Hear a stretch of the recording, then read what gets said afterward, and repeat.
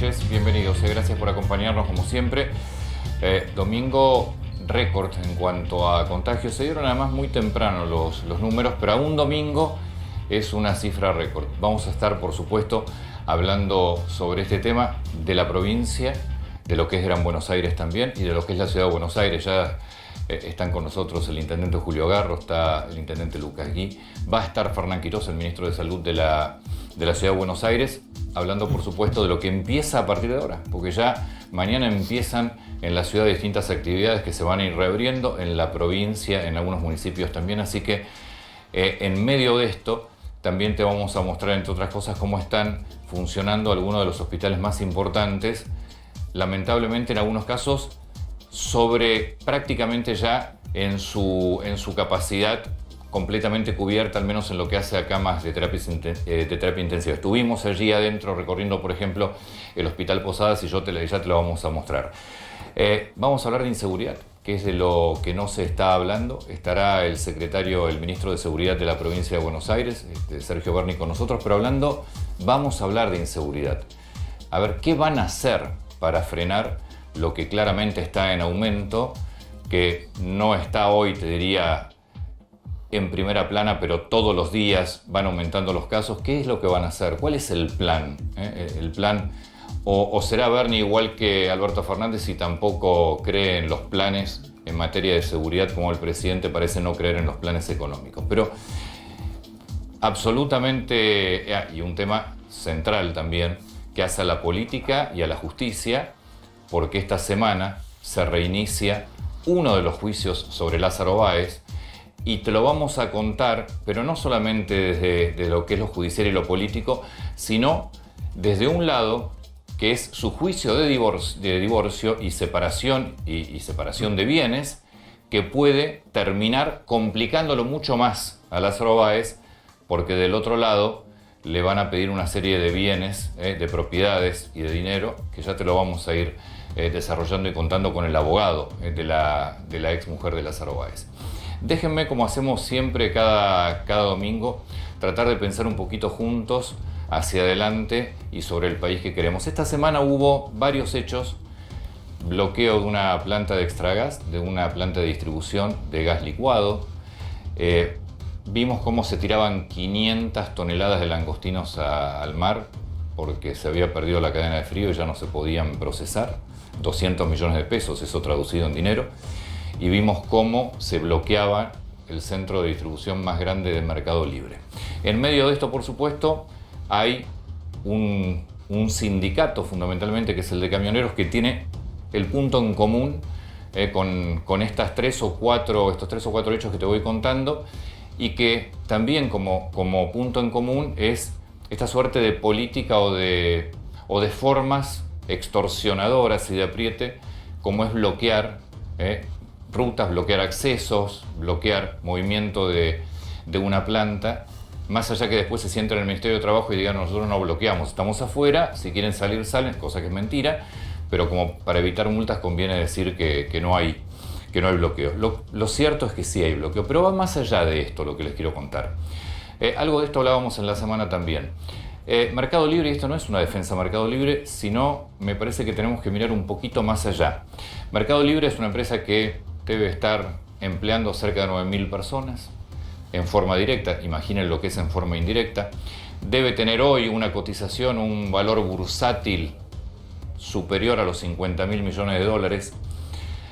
Y es una empresa de un hombre muy exitoso, que es Galperín, que la creó de la nada y fue armándola y desarrollándola hasta lo que es hoy. Es una empresa que tiene muchas otras actividades más allá del simple, o si querés, del inicio de un portal de venta online. Y en la Argentina parece que a la gente exitosa, y exitosa, cuando digo exitosa, es ni siquiera ni sospechada de una obra pública, de licitación, nada. A la gente exitosa en serio, que desarrolla algo, que se prepara, que estudia, que invierte, que busca inversores. Parece que en la Argentina tenemos esta idea que a la gente exitosa la tenés que liquidar en lugar de copiar. Y el mundo desarrollado lo que hace cuando hay gente exitosa es la trata de fomentar, de copiar, trata de que la gente exitosa enseñe y se enseña, como en muchos países, hasta en los colegios, cómo desarrollar una empresa y armarla. Acá no, acá parece que cuando hay una persona exitosa, una empresa exitosa, hay que perseguirla, hay que liquidarla. Yo no sé si lo podemos escuchar a Pablo Moyano, porque por supuesto este conflicto, insisto, uno de los tantos que decidieron esta semana, tiene que ver con camioneros. Escucharlo a Pablo Moyano. Es una empresa que ha ganado, gana y va a seguir ganando millones de dólares por su negocio, por la costilla de los trabajadores. Lo dice su palabra, ¿no? Su nombre, Mercado Libre. Libre a subcontratar lo que se le antoje, libre de pagar lo que quiera, libre de encuadrar a sus trabajadores y libre de echar o despedir cuando se le ocurra. No, hermano, acá estás en Argentina y vas a tener que cumplir con el convenio colectivo de camioneros. Bueno, lo primero que deberían plantearse muchos sindicalistas es que la historia de la Argentina, la verdad es que no muestra que los sindicalistas hayan sido exitosos en ayudar a generar trabajo y que los trabajadores ganen bien. Y esto, de vuelta, ni siquiera es con el tema de Moyano, porque seguramente los sueldos y muchos de los afiliados al sindicato de Moyano deben estar muy contentos por los sueldos que tienen, y está bien que se reclame. Primero, ojalá muchas empresas ganen muchos millones y miles de millones.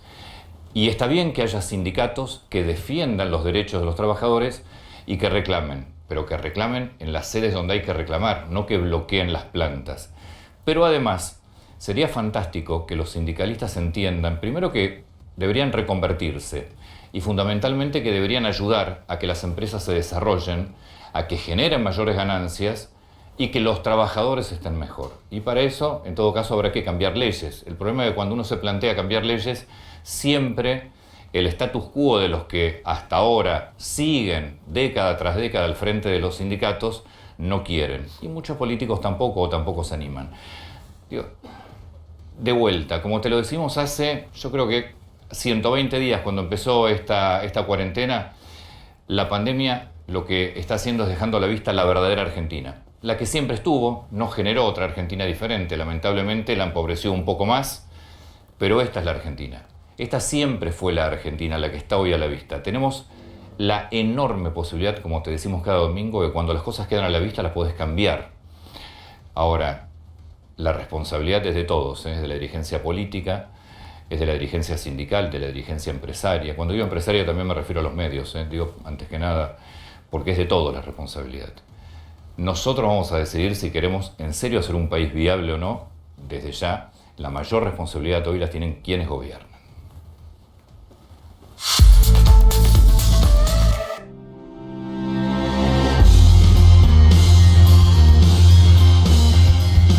Vamos a recorrer el Hospital Posadas por dentro. Testimonios desgarradores de médicos que están en la trinchera. También vamos a poder ver en primera persona cómo son los hisopados a más de 400 personas.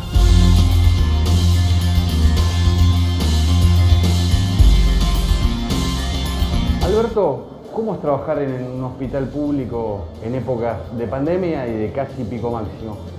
La pandemia para nosotros es otro de los desafíos que uno lo termina tomando como una oportunidad, porque digamos, lo que hemos logrado de crecimiento en el sistema de salud del hospital en estos 5 meses es muy probable que no lo hubiésemos podido conseguir en los 4 años de gestión. En este momento estamos trabajando muy intensamente, hay un ascenso, sobre todo en este último mes de julio, de los ingresos de pacientes en estado crítico. Y como director, uno va contando las camas, diciendo, a ver, me quedan 20, a ver, me quedan 10. A ver. Sí. Nosotros tenemos 2 informes diarios. Sí. Estamos con todo el sector COVID, que son 27 camas, completamente ocupados con pacientes COVID en estado crítico. También tenemos otro sector que es para pacientes no COVID, que también está con todas sus camas ocupadas. Mariano, ¿cómo es trabajar en terapia intensiva en Posadas? La situación de la pandemia llevó a que las 15 camas, tenemos 15 camas tenemos acá y 9, 10 allá, hoy estén completas con pacientes con COVID positivo. La verdad que estábamos cansados y te da miedo muchas veces. Cuando vos llegás a tu casa y escuchás las estadísticas y escuchás los números, es como que te agarra un poquito de miedo, vos decís, esa persona puede haber sido yo, puede haber sido fulano, mengano, ¿no? Y para que la gente que está viendo esta nota entienda, ¿cuántos hisopados más o menos se están haciendo por día y cuánta gente tienen en terapia? Sí, nosotros estamos ahora resolviendo aproximadamente 450 hisopados por día, entre los nuestros y los que nos manda la región sanitaria. Y atendemos en el consultorio de pacientes respiratorios aproximadamente 250 personas por día. ¿Cuánto tiempo tarda una persona en salir de la terapia intensiva?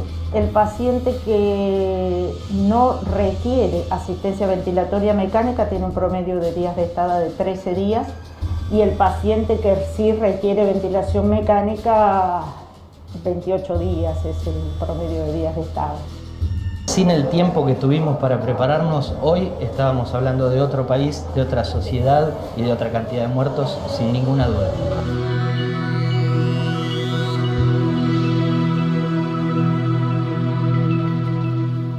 ¿Cómo estás, Nacho?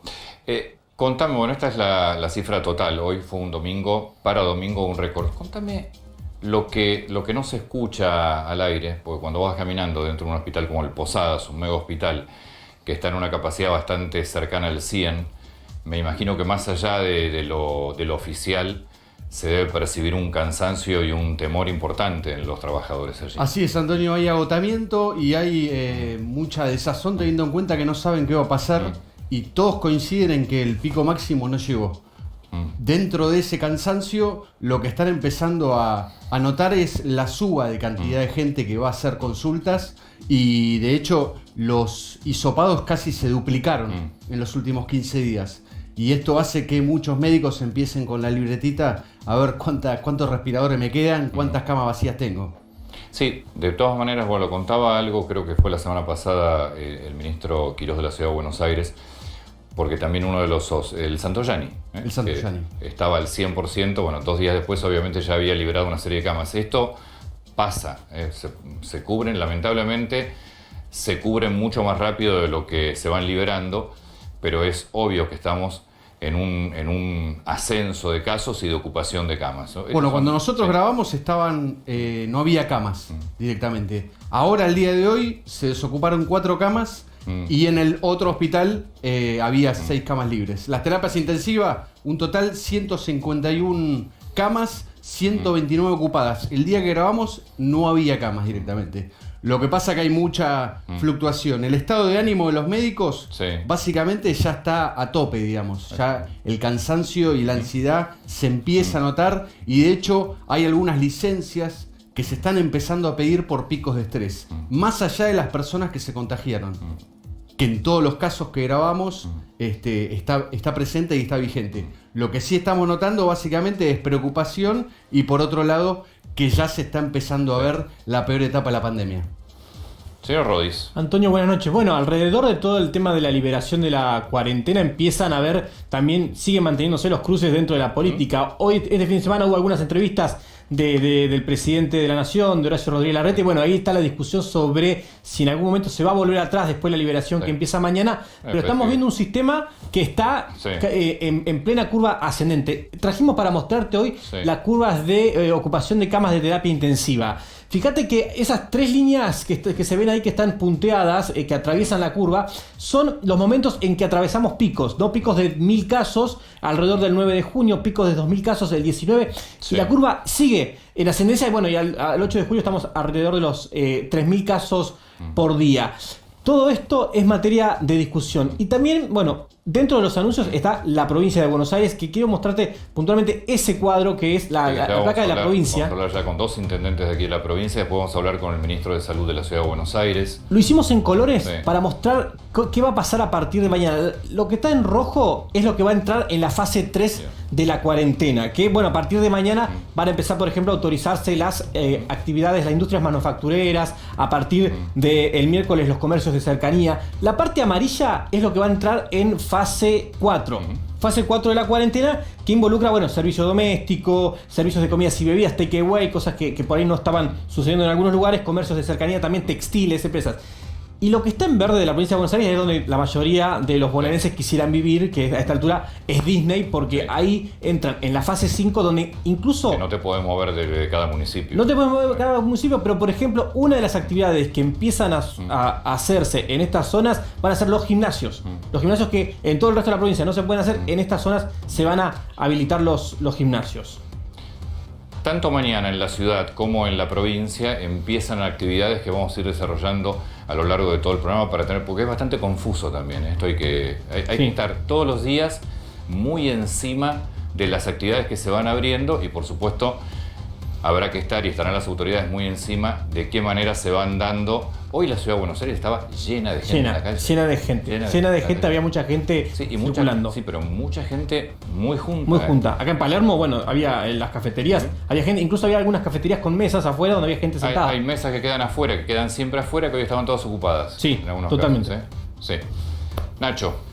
Empezamos hace 2 meses a hacer crónicas en diferentes hospitales, en terapias y demás. Sin lugar a dudas, esta es la peor semana que nos tocó vivir, teniendo en cuenta que recorrimos 2 lugares completamente opuestos, que fue Hurlingham y Posadas. Pero lo que se está notando es que la cosa se empieza a armar, ese famoso cuello de botella que empieza a preocupar tanto a médicos como a enfermeros.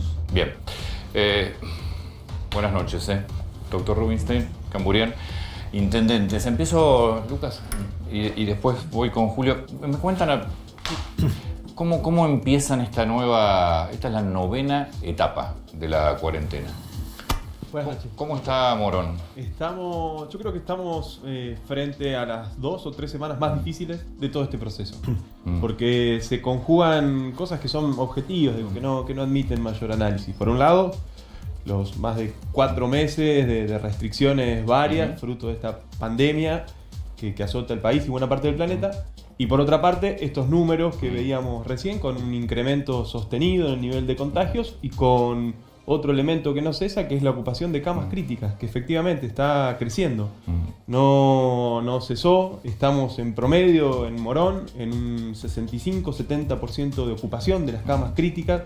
Cuando digo esto es conjugando el sector público en sus 3 variantes. En Morón tenemos una dotación que está por arriba de la media, son 200 camas que tenemos de terapia intensiva en Morón, con el Hospital Posadas, que es de Morón, el Hospital Agüero de Naedo y el Hospital Municipal, más el subsistema privado, son 200 camas. En total, el 70% está ocupado. 70%. Claro, por eso la responsabilidad, tanto de quienes tenemos que tomar decisiones como individual, es clave. Por esto que decíamos recién, hay cansancio, hay agotamiento, esto generó un costo altísimo. Pero y es mucho tiempo. Es mucho tiempo, pero estamos frente a un momento en donde es clave seguir cuidándonos. Déjame, Julio, ¿qué ocupación tenés en tu distrito? Buenas noches, Antonio. ¿Cómo estás? Buenas noches. En La Plata lógicamente hay 7 hospitales de la provincia de Buenos Aires con 865 camas, digamos, tiene un número muy importante. Lógicamente que hoy el número ronda el 55%. No son todos platenses, porque vienen de otros municipios de la provincia de Buenos Aires, pero en lo que hace a nuestra ciudad, hoy La Plata, con un territorio de 5 capitales federales y 1 millón de habitantes, estamos cursando con 835 casos activos. Hace una semana, por suerte, las altas vienen siendo mucho más altas que los que se infectan, ¿no? Digamos, esto es algo muy alentador con el tema de la ocupación, tiene un impacto muy fuerte ahí. Coincido con Lucas, creo que es un tema que se mantuvo mucho en el tiempo, yo soy de los que creen en la cuarentena, sin ninguna duda, pero comienza a verse la otra pandemia, que es la económica y social, ¿no? Con un gran aprendizaje, porque hemos aprendido muchísimo en todo este tiempo. Ese aprendizaje, no sé si es ahora, si es en un mes y medio, nos tiene que servir para aprender a convivir con el virus. Pregunta a nuestros médicos, doctor Rubinstein y Carlos Camburian. ¿Se terminó ya la cuarentena? Digo, pues la verdad es que vos salís a la calle y es rara la sensación, ¿eh? El tema complicado, ¿cómo estás, Antonio? Sí. Tiene que ver un poco con lo que recién comentaban, que se resquebrajó después del primer mes y se fue deshilachando progresivamente y se rompió en las últimas semanas, y esta vuelta a la cuarentena más estricta tuvo mucho menor efecto que el que se preveía, y esto tiene que ver con todas las razones de toda índole, fundamentalmente las razones económicas, más en los partidos del conurbano, donde hay mucha mayor pobreza, los partidos más poblados particularmente, donde en realidad, de acuerdo a los indicadores de movilidad, prácticamente al final de la etapa previa, casi en algunos municipios se había recuperado, digamos, la actividad previa a la cuarentena, tipo José Cepaz o Florencio Varela o La Matanza. Esto tiene que ver con... Pasa que el Gran Buenos Aires o La Plata es diferente, pero igual el Gran es incontrolable. Es muy difícil, por eso la coordinación es imprescindible. Y la verdad que yo lo destaco. En estos días de cuarentena pudimos converger actores políticos de distintas pertenencias políticas, y eso me parece que es un capital. Si uno ve lo que pasó en el mundo, en Brasil, en donde los jefes estaduales pedían una cosa y el presidente decía otra, eso redundó en muertes. Afortunadamente eso acá no lo vivimos. Si la gente, es decir, nosotros como sociedad mantuviéramos distanciamiento, tapabocas, higiene de manos, la apertura de las actividades, ¿va a impactar en más casos o el comportamiento social te permitiría abrir controlado en términos de casos? Sí, creo que a esta altura, no digo que es tarde, pero estamos un poco atrás de eso, ¿no? Eso hubiera que haberlo cumplido, que gran parte lo cumplió, gran otra parte no lo cumplió. Yo creo que los primeros 14 días fueron de un cumplimiento muy efectivo, después ya no. Y definitivamente hoy no se puede hablar más de aislamiento. Hay algunas personas que están adentro de su casa y otras no. Pero definitivamente esos comportamientos son los que hacen que la cantidad de contagios sean menor, ¿no? O sea, en menos número. A esta altura, y con la circulación de gente que empezamos a ver, hoy fue un día tremendo. Me asombró hoy la cantidad de gente que vi. Morón, por reporte oficial del Ministerio hoy, está al 76% de ocupación. Tigre está al 99,5%. Tigre 99,5%. Entonces, ahí me pregunto yo, ¿dónde está el otro 40% de camas que están disponibles? Porque vos recién mostrabas que el recurso humano está saturado de laburo y se está llegando a un punto en donde es complicado. ¿Por qué no se desagotan esos hospitales y van a otro distrito? ¿Merlo recibe pacientes de otro distrito? Sí, eso está pasando. Nosotros tenemos las regiones sanitarias, que son autoridades superiores que regulan y administran cuando pero es solidario el sistema. O sea, vuelvo a preguntar, si está pasando porque hay un distrito con el 99% y otro con el 30%. ¿Por qué? No, probablemente se trabaje para llegar al límite de la capacidad y una vez que esto sucede se administra algún otro espacio. Por eso.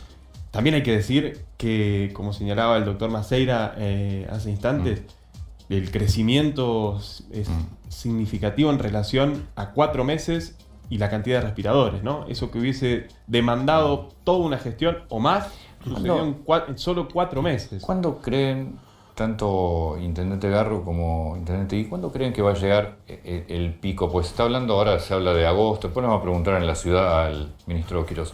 ¿Cuándo están esperando el pico y cómo lo esperan?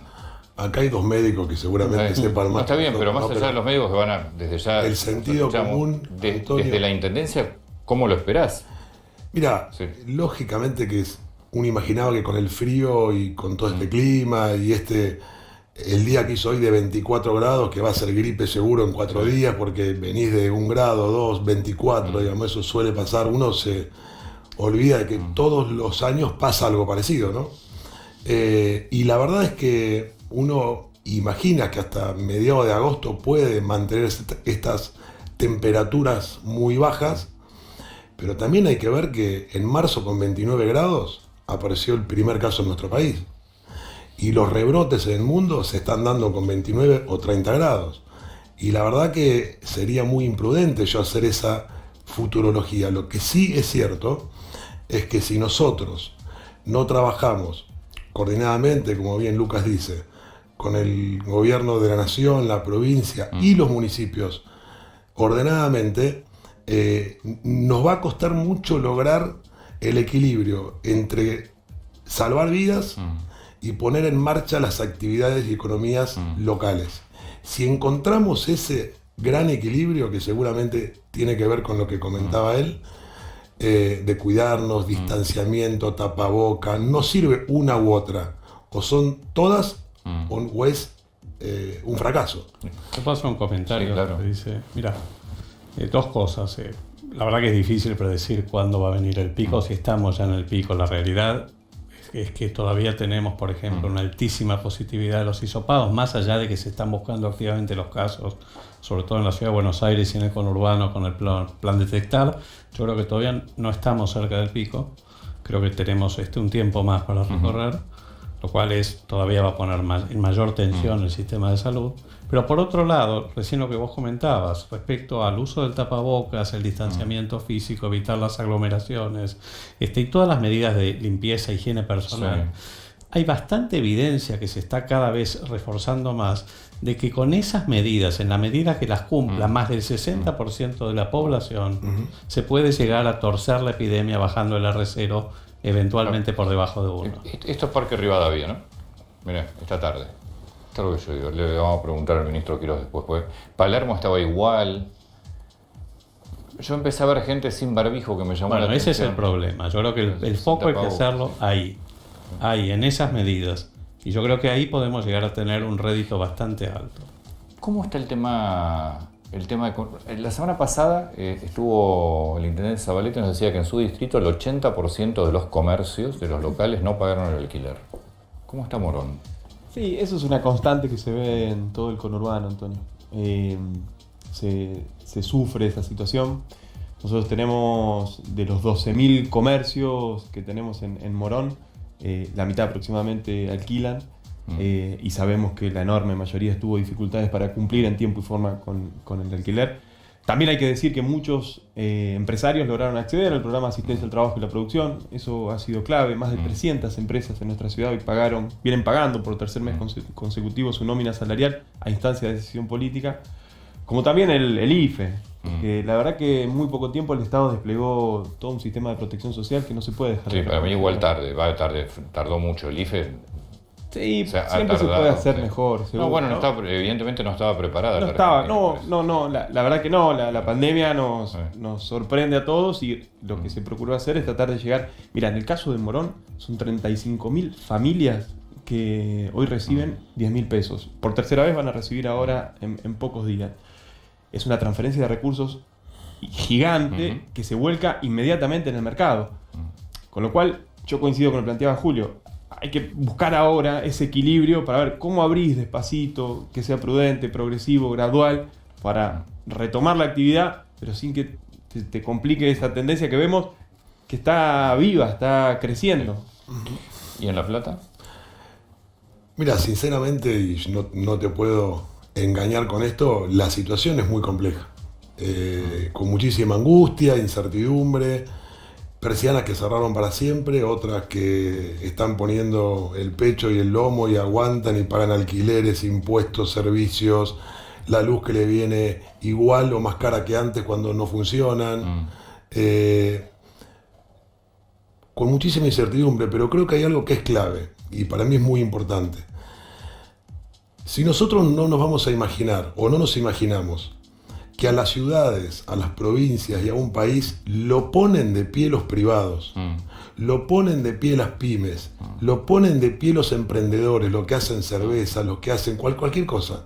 Digamos, en La Plata 7 de cada 10 empleos los dan estos sectores. Solamente en todo el 30%. País, en promedio. Las pymes te dan el 75% porque en todo el país. Si no ponemos el foco ahí y los acompañamos y los ayudamos y los sostenemos para que no se caigan, el futuro va a ser mucho peor del que imaginamos.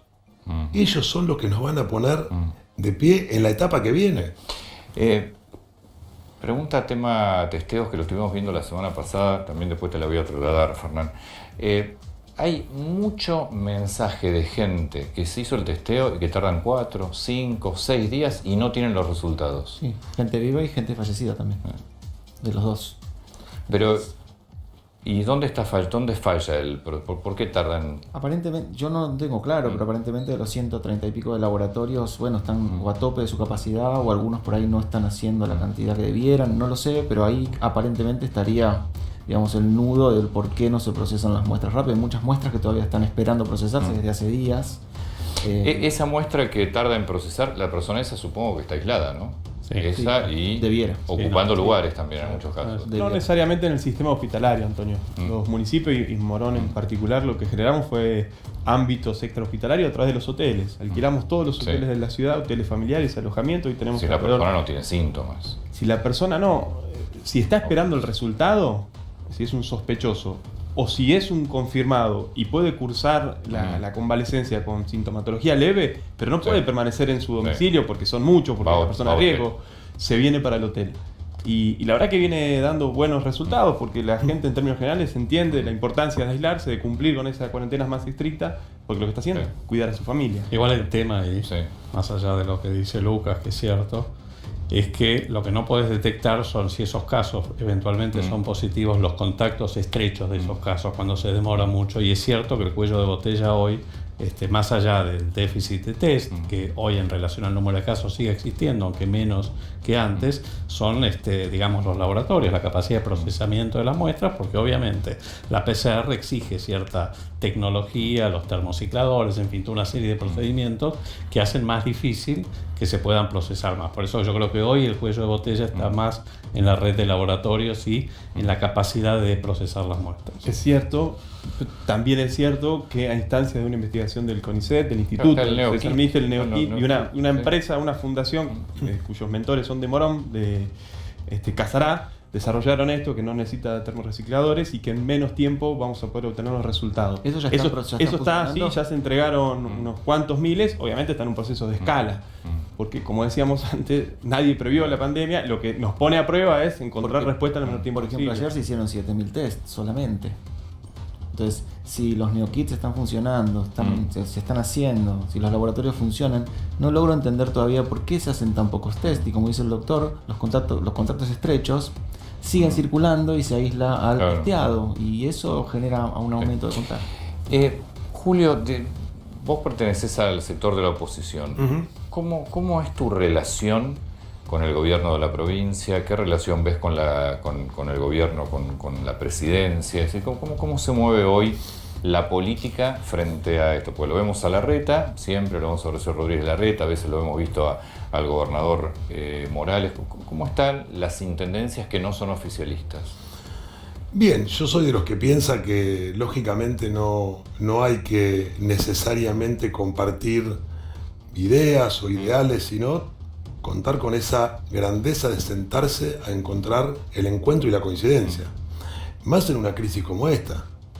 Digamos, yo siempre soy muy duro en esto, ¿no? Si no nos une una pandemia a los políticos o la dirigencia, una pandemia, una crisis como estas, con contagiados, con gente que pierde su vida, ¿qué nos une? Digamos, si esto no une a los... Claro, el tema es lo que sí, la pospandemia, si te une, porque acá está, lógicamente, está bien, se están manejando, pero el tema es lo que viene. Hace 5 días conversaba con el gobernador y contó una cosa que yo comparto, que él habla de las salidas de los niños con mamá o papá al supermercado.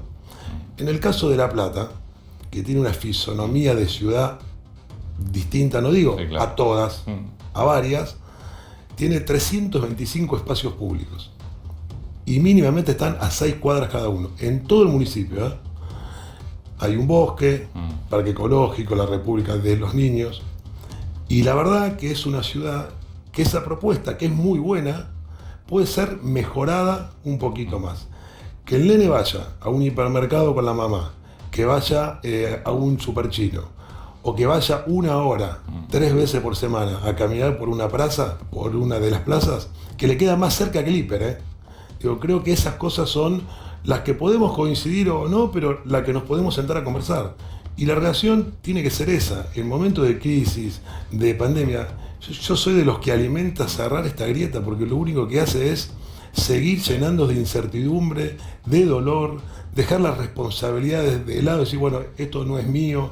Acá hay que poner el pecho, ir para adelante y sobre todo dejar las diferencias de lado. ¿Necesitan más autonomía los intendentes? Porque esto es lo que plantean en general muchos intendentes. Lo mismo que dice Julio Garres, hay intendencias que vos la conocés, sabés cómo se mueven, necesito que me den otras libertades. Es un tema que te remite a una cuestión más de fondo, estructural, que es autonomía con recursos, ¿no? Porque digo, hay distritos que si les das autonomía y que administren los pocos recursos que generan, lo estás condenando a una situación de marginalidad casi segura. Y hay otros que por tener una fortaleza y una capacidad económica, si les das autonomía, seguramente tendrán posibilidad de emprender un desarrollo más consistente. La verdad que el mundo va hacia el empoderamiento de las ciudades. Obviamente. Eso está pasando. Nuestra propia Constitución Nacional, el artículo 123 lo establece. Hay una mora en reglamentar eso para que finalmente los municipios podamos darnos nuestra propia carta orgánica y tomar las decisiones en todo punto de vista, económico, financiero, administrativo, político. Yo creo que avanzamos mucho y probablemente los tiempos que vengan profundicen ese camino. Hoy no hay nada más global que lo local, ¿no? En el mundo, todas las ciudades... pero digo, en una situación como esta... Mucho más. Seguro. Lo que pasa es que si es una autonomía asimétrica, si es una autonomía sin gobierno, si es una autonomía cada uno hace lo que puede, en el caso del conurbano vamos a tener profundas desigualdades, donde distritos van a poder gozar de muchos recursos y otros pocos. Lo que por ahí Antonio quiere ir es la autonomía en las responsabilidades de decisiones, ¿no? Digo, no habla de una autonomía, digamos, económica. Vos tal vez puedas habilitar actividades, situaciones que otros municipios no, pero otros municipios pueden, en eso, porque no dejan que los intendentes decidan. Eso ¿Qué pasa. está pasando, Sí, eso pasa. Empieza otra vez ese proceso, Antonio. Bueno, ojalá. Sí, empieza. Vos le sometés a consulta a la provincia evalúa. Algo muy bueno fue que a partir de un planteo que hice en uno de los Zoom hace una semana, las habilitaciones eran a la provincia, a la nación, de la nación, a la provincia, al municipio, y cuando llegaba pasaban 15 días. Claro, hoy son automáticas. Sí. Eso es muy importante para planificar lo que viene. Lo último para tema médico. Empieza a partir de ahora una etapa nueva, donde va a haber más libertades.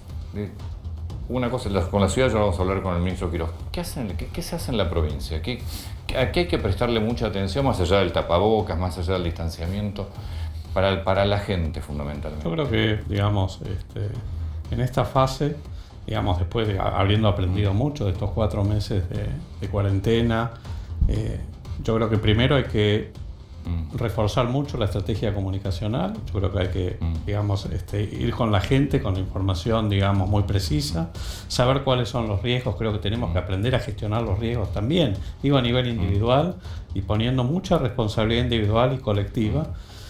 Creo que hay que informar claramente que esto, como ya se está diciendo, esto es lo que yo eufemísticamente llamé alguna vez esquema valvular intermitente, que seguramente va a haber que retroceder, pues yo creo que probablemente esto ocurra, y que en esta etapa de flexibilización, que creo que se dio mucho de hecho, porque se resquebrajó la cuarentena, me parece que hay que apelar a la responsabilidad y al empoderamiento ciudadano, y no es retórico lo que digo. Y creo que hay que poner el foco comunicacional ahí. Carlos, te noté con muchas dudas. Resumime, ¿qué te gustaría que te explicaran? Primero, esto que pregunté antes, ¿por qué hay hospitales con el 100% de ocupación y otros no? Segundo, ¿dónde está específicamente ese 40% de camas que restan? Tercero, ¿por qué no hay un sistema de derivación que funcione correctamente? Porque no funciona así muchísimo. Claro, nunca funcionó el sistema de derivación bien. Pero ahora tuvimos, como dijeron, ahora tuvimos mucho tiempo para poder prepararlo. Cuarto, ¿por qué no se están haciendo los test? No lo entiendo todavía. Y esas son mis dudas. Y a la provincia hay que prestarle toda la atención, porque cuando la provincia empieza a tener problemas, que ya lo está teniendo, la ciudad lo va a sufrir, definitivamente. Sí, bueno. Ahora, permiso, gracias. Muchas gracias, Permiso. Voy a buscar al ministro Quiroz. ¿Cómo le va, ministro? ¿Qué tal? Buenas noches. Muchas gracias, No, por favor, gracias por invitarme. Si la provincia tiene problemas, la ciudad lo sufre. La provincia dice, si la ciudad libera, la provincia lo sufre. El área metropolitana de Buenos Aires es un conglomerado urbano que tiene un nivel de interdependencia, no solamente en la vincularidad social y urbanística, sino también en la cadena productiva. De manera que uno siempre tiene que mirar al área metropolitana como una integralidad, que luego tiene territorios con características muy particulares. Hablaban de las intendencias que tienen particularidades, y por supuesto la ciudad tiene particularidades con el área metropolitana o con el urbano bonaerense. Eso es lo que hace es que acordamos grandes estrategias y políticas, pero luego las implementaciones y las cuestiones concretas se ajustan territorio a territorio, ¿no? ¿Les preocupa el número de hoy? Porque más allá del récord del domingo, también es récord para la ciudad de Buenos Aires en un domingo, ¿no? 1.100 y pico de casos. Sí, yo te diría así, viendo los datos de la ciudad, porque digamos, los 1.100 casos de hoy de la ciudad tienen algún nivel de arrastre, digamos, estadístico, porque ha habido algunos problemas técnicos estos días con el sistema CISA que están terminando de corregir, y entonces hay un arrastre estadístico. Pero viendo los casos de la ciudad, cuando uno mira el tiempo de duplicación de casos en la ciudad, pasó este esfuerzo de cuarentena, que estaban 22 días de tiempo de duplicación, pasó a 32 días.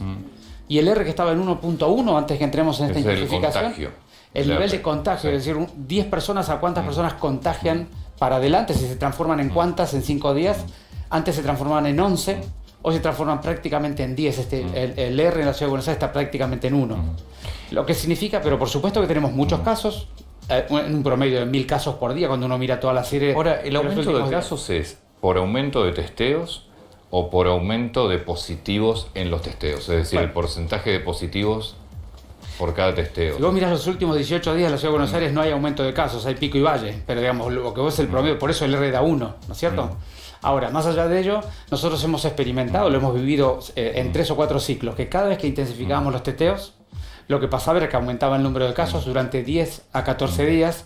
¿Por qué? Porque identificas muchos pacientes con una enfermedad leve o asintomática que no hubiera estado en la estadística. Entonces, el tema es, más allá de los casos que tenés que mirar, es muy importante la evolución de las camas de terapia intensiva. Bueno, sobre todo 10 días después, porque tiene esa temporalidad, sí, pero ir viendo un poco eso cómo evoluciona. Si esta nota lo hubiésemos hecho el año pasado en la misma fecha, y yo te preguntaba, contame la ocupación de la terapia intensiva. No, hubiera sido mayor que ahora, eso lo sabemos todos. Lo que pasa es que una cuestión es un proceso. ¿Por qué nos asusta todo tanto si todos los años se colapsa la terapia intensiva con bronquitis, bronquiolitis? Claro.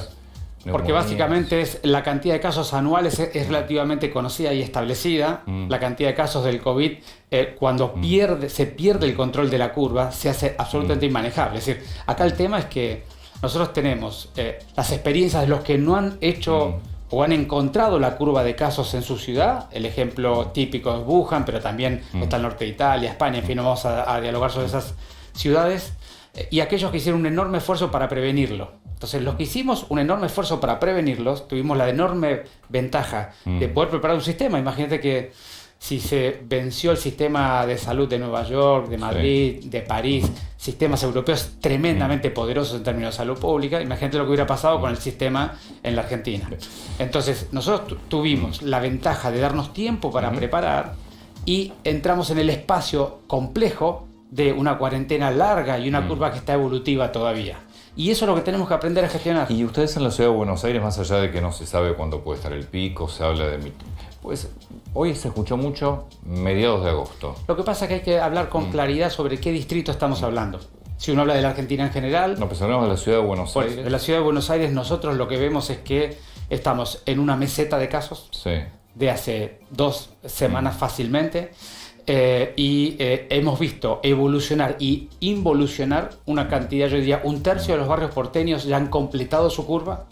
Hay 1/3 que están muy evolutivos en la curva, empezando a descender, y hay 1/3, sobre todo la parte de la ciudad que tiene más distanciamiento, la parte de la clase media, media acomodada, que está todavía ascendiendo. Entonces, cuando uno mira la ciudad, ve como que la curva ha pasado más rápidamente por la gente que tiene menos distanciamiento, cosa que es conocida en esta enfermedad. Pero ya se ha terminado y eso hace que esté estable. Es decir, hay una curva que está bajando y otra que está subiendo. Es decir, por ejemplo, vos hoy, la Villa 1114, la Villa 31, Barrio 31, hoy esos lugares ya han terminado su curva. Si vos mirás la curva, yo las voy a presentar públicamente en breve para que las pueda ver toda la ciudadanía. Hoy la persona que está en el Barrio 31, en la Villa 1114, está más segura... Sin ninguna duda. Que otro barrio. Para que vos tengas números. Nosotros hemos llegado a tener en algunos barrios populares cerca de 200 casos por día, y hoy tenemos en el rango entre 0 y 10. Claro. Eso es lo que queda. Así que es vos ya tenés inmunizada prácticamente esa población. Bueno, el tema de la inmunización es un tema muy discutido. La tenés al menos contagiada ya. Yo te diría, se ve una curva que se ha completado al estilo de las grandes ciudades europeas, y ahora nos queda ver y estar atentos sobre los rebrotes y cómo gestionar la poscurva. Pero digamos, la ciudad tiene un conglomerado ya dentro de 3 grupos de barrios que son bien diferentes. Por eso nosotros creemos que, dado lo que vemos, que es un R prácticamente estable, y un tiempo de duplicación muy largo, un R relativamente estable, que vemos barrios que han completado su curva y otros que les falta completar, lo que decimos nosotros es, estamos en un proceso de mucha intensificación, porque son 1000 casos por día, son muchos casos, pero vemos que hay señales de que se va fatigando esa curva y creemos que es una cuestión de semanas que podamos pasar de la parte más intensa. Ahora, lo que hemos visto a lo largo de toda esta pandemia es que... A partir de mañana te empieza a salir más gente. Sí, claro, por supuesto, para eso hemos trabajado muchísimo en implementar el detectar. Nosotros estamos en el 80% de, o si vos querés, la superficie de la ciudad que tiene el 80% de los casos está con un programa de detectar presente allí, con más de 2.400 personas. Estas imágenes que mostramos hace un ratito, ahí te las vamos a poner al aire otra vez. Sí, las vi recién. Bueno, pero igual Palermo estaba parecido. ¿No les preocupa? Digamos, lo que nosotros decimos es así. Primero, toda actividad al aire libre es más segura que adentro de los lugares, eso es bien sabido. Seguro. Toda actividad al aire libre con más de 2 metros y con barbijo es extremadamente seguro. Mucha gente de lo que yo vi allí, y vos viste que había muchos facilitadores del gobierno conduciendo un poco el tránsito, mucha gente de lo que está allí estaba cumpliendo esta medida, solo cuando lo ves en perspectiva se ve mucha gente, pero están todos a más de 2 metros y con barbijo, y algunas no. Y lo que nosotros necesitamos es trabajar en eso, tenemos que seguir aprendiendo entre el gobierno y la ciudadanía cómo podemos construir este camino, porque en la medida que lo hagamos mejor, la desandada va a ser más rápida. Y ese es el punto, es porque la gente dice, no doy más, ahora yo salgo. Es que si vos salís de manera indebida, vas a tener que dar por mucho más tiempo, porque la curva no va a bajar como tiene que bajar. Por eso siempre el diálogo sobre gobierno y ciudadanía construyendo el camino. El camino de entender que los derechos individuales son esenciales, que se tienen que interpretar entre un derecho colectivo, que es la pandemia. Y las dos cosas son válidas, y somos capaces de hacer las dos cosas. Solo que cada uno tiene que hacer su parte.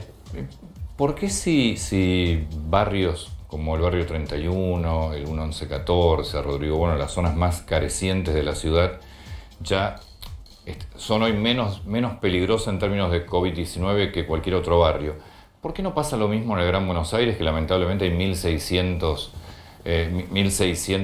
de estas urbanizaciones completamente precarias? Bueno, para entender los datos de esta enfermedad hay que entender la enfermedad. Esta es una enfermedad que golpea a los grandes conglomerados urbanísticamente compactos. Entonces, naturalmente, un barrio popular en el tercer cordón del conurbano probablemente es muy horizontal. De hecho, nosotros en la zona horizontal de la ciudad tenemos muy pocos casos. Entonces hay que entender eso, las comparaciones con las tasas. Digamos, son comparaciones que hay que saber hacerlas y saberlas interpretar. Uno puede comparar la ciudad de Buenos Aires con la ciudad de San Pablo, con Nueva York, con Madrid, pero no es comparable con una ciudad del interior. Lo que trato de entender es hasta qué punto, si bien la General Paz no divide, igual divide. Digamos, de vuelta, el urbanismo porque es diferente. Porque el urbanismo periférico de la ciudad de Buenos Aires es similar al urbanismo del primer cordón. Es decir, que es un urbanismo que te da un poco más de tiempo, que es más lento y sobre todo es menos compacto. Y luego, a la medida que te vas alejando, es aún mejor. Entonces, pero lo que nosotros hemos visto es que la curva de la ciudad va siempre 2-3 semanas delante de la curva de la provincia. Por eso es que no sería posible que la curva de la ciudad esté en una etapa más evolutiva y que la curva de la provincia le queden algunas semanas por evolucionar. Eso sería absolutamente posible y no significa nada de la gestión. ¿Cómo te imaginas diciembre, por ejemplo? Bueno, siempre hablando de la ciudad de Buenos Aires. Yo me imagino que se deben sentar con el jefe de gobierno, con Larreta, Santilli, ministro de Trabajo, de Educación. ¿Cómo se imaginan diciembre en la ciudad de Buenos Aires? Nosotros hemos presentado un plan de mediano y de largo plazo de la ciudad con 6 etapas que intentan hablar a la ciudadanía y decirle, esta es la forma que vamos a desandar. Y la velocidad de esas etapas van a depender de seguir manteniendo la intensificación del detectar y los testeos en el territorio como lo estamos haciendo, seguir haciendo los testeos sistemáticos en todos los trabajadores esenciales de salud, de los geriátricos, de la seguridad, de desarrollo humano, todos los que están trabajando en el gobierno de la ciudad, y sobre todo seguir insistiendo en la construcción de ciudadanía donde cada uno de nosotros se cuide de forma individual y colectiva. Ese camino nos va a abrir que estas 6 etapas se den sistemática y paulatinamente, periodo a periodo. Si somos capaces de mantener eso y cada uno hacer su parte, nosotros tenemos la expectativa de que esto funcione así. No se sabe todavía exactamente cómo es el tema de inmunidad.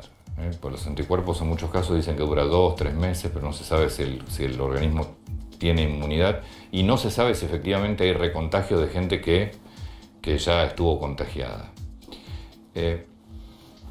¿Qué se sabe? Yo te diría sí, porque hay que ser bien claro con la gente, porque a veces entramos en un debate técnico muy preciso, pero la gente lo que tiene que saber es que esta es una enfermedad que lleva 6 meses, con lo cual no sabemos qué pasa después de los 6 meses porque no tenemos la experiencia. Pero uno proyecta a enfermedades similares, digamos. Y lo que sabemos es que digamos, hay personas que hacen anticuerpos de muy alto título o mediano título y otros que hacen pequeños títulos y algunos de ellos a lo largo de los meses lo pueden perder. Pero la inmunidad del cuerpo humano no depende solo de los anticuerpos, depende también de la respuesta celular.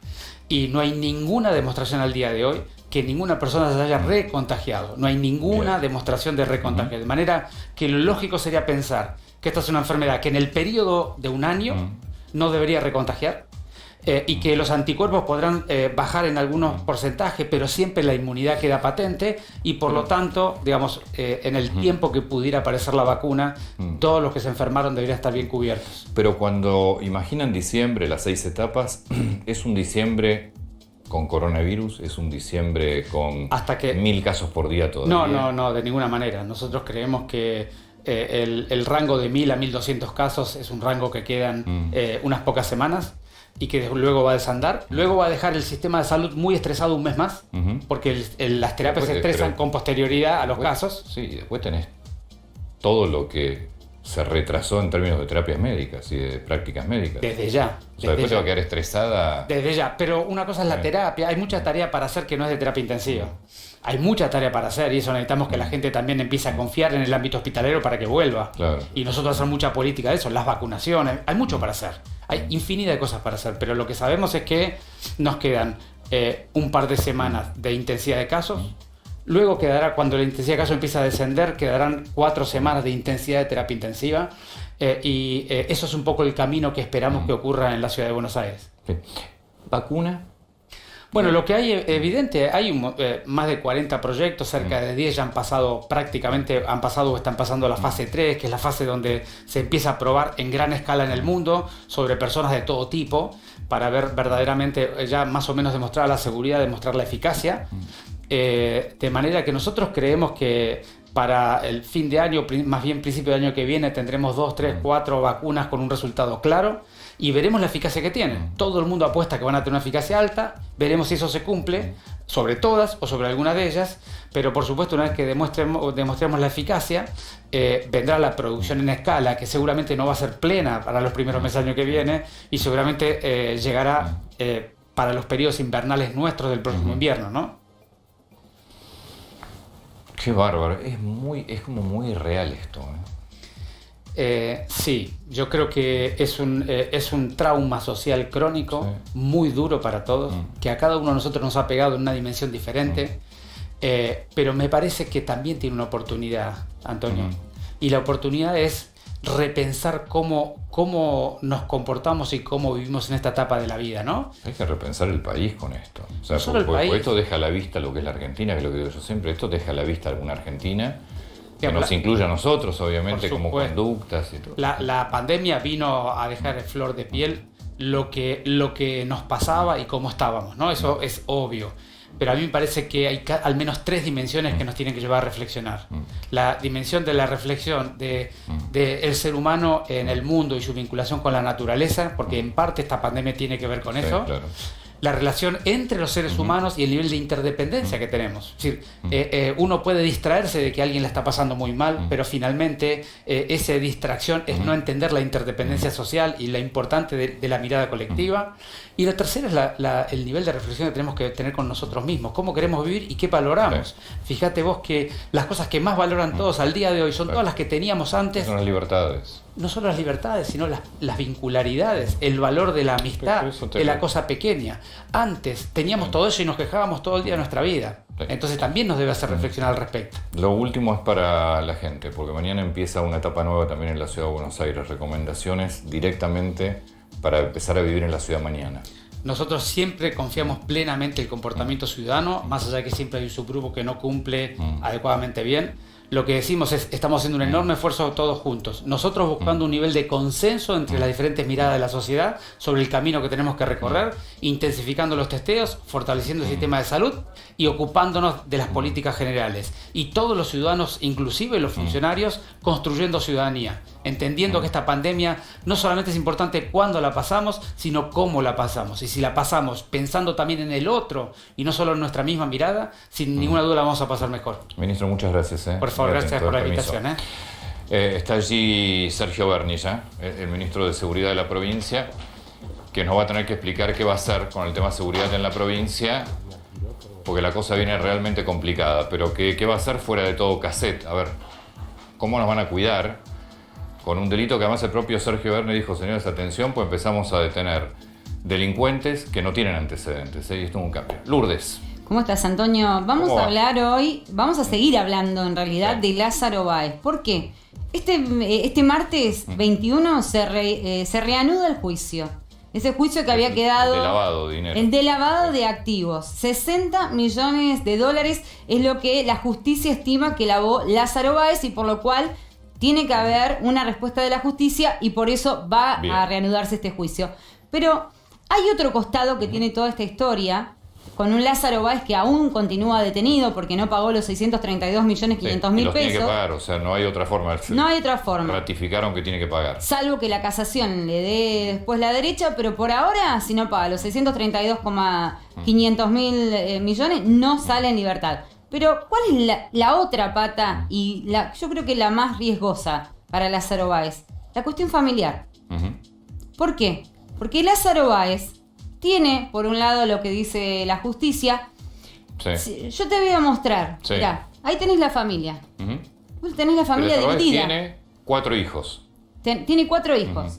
Tiene a Luciana, que es la mayor. Tiene a Martín. Tiene a Melina. Martín y es el que está detenido. Martín es el que está detenido. Lo tenés de este lado. Sí.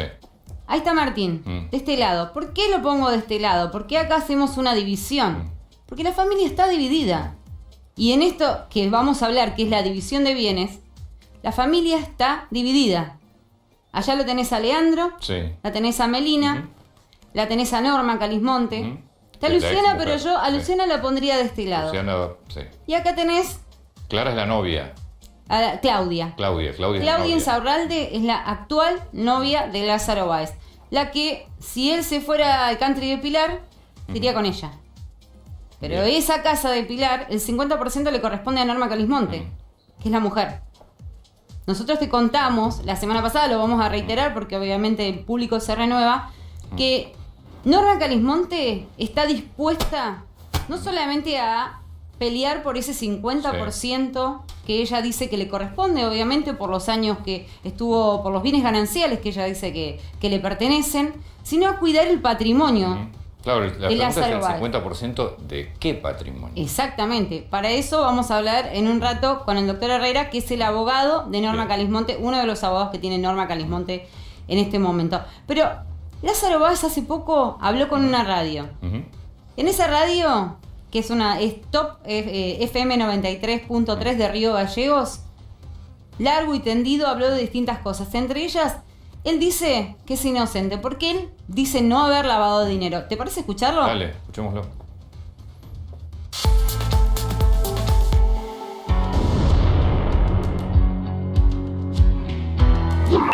Como único empresario detenido, el resto de los empresarios también se fueron. Nosotros hace 7 años que estamos bajo investigación, no pudieron probar un solo delito, más allá de todas las insinuaciones y suposiciones, siempre hablando en potencial, nunca hablando de afirmaciones concretas, seguimos estando en donde estamos. Ustedes leen o se informan sobre la apreciación de las querellas que son hoy estructuras del Estado que se encuentran en el poder de este gobierno. Habla de un aparato criminal y el aparato criminal involucra a los presidentes tanto a Néstor Kirchner como a Cristina Fernández de Kirchner, sin pruebas, sin antecedentes, simplemente con el uso de arrepentidos y no pueden sostener la presentación de una prueba porque hasta la fecha nuestras defensas no han sido partícipes de poder presenciar una prueba en contra nuestra. Y nosotros somos juzgados por 30 millones de dólares que supuestamente trajimos al país. Que trajimos al país, no es que me lo llevé del país. Encargaron de demonizarnos, de tratarnos de ladrones, de chorros.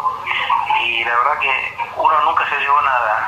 Porque ¿sabes lo que pasa? Que cuando uno fallezca, al cajón no te llevas nada. Y yo creo que el dinero es una herramienta poderosa para cambiar realidades que benefician a muchísima gente. Y eso fue lo que hicimos siempre, yo y mi familia, sobre todo mis hijos, que me acompañaron. Ayudamos a todo lo que podíamos ayudar. ¿Usted tiene miedo de contagiarse de coronavirus? Y como todos, indudablemente.